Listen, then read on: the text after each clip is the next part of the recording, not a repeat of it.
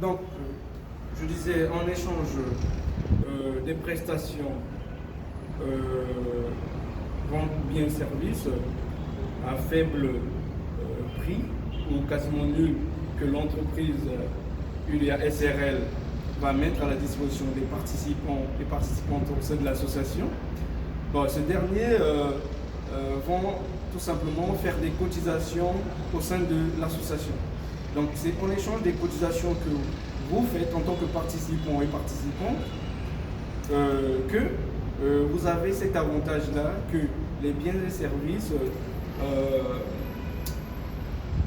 sécrétés au sein de l'entreprise vous seront vendus à des prix abordables.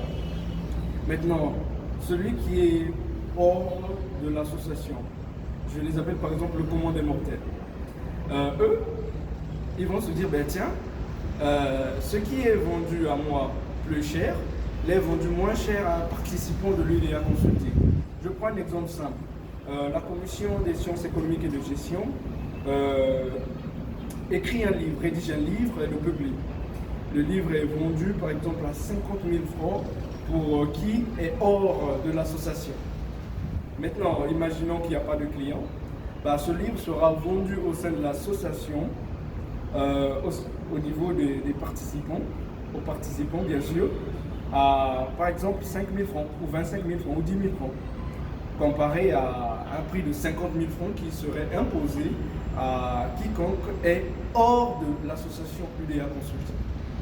Et cela va pousser les gens du commun des mortels à venir adhérer massivement à l'ULIA Consulting, à l'association, et permettant ainsi à la base de cotisation mensuelle de grimper en flèche.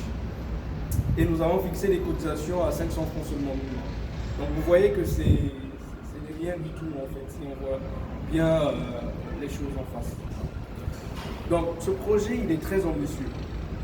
Très ambitieux autant pour nous qui sommes du projet ULIA, qui sont dans le projet et qui sont pour le projet, que pour ceux qui sont du commun des mortels.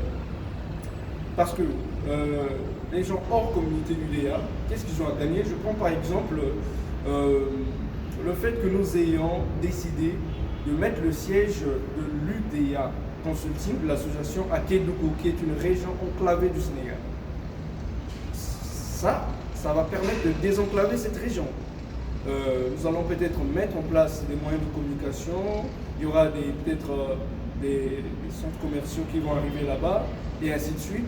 Ça va désenclaver cette partie du Sénégal, et ça va générer une petite économie locale. Donc c'est avantageux. Et en plus de cela, pour nous qui sommes au sein de l'association, ou pour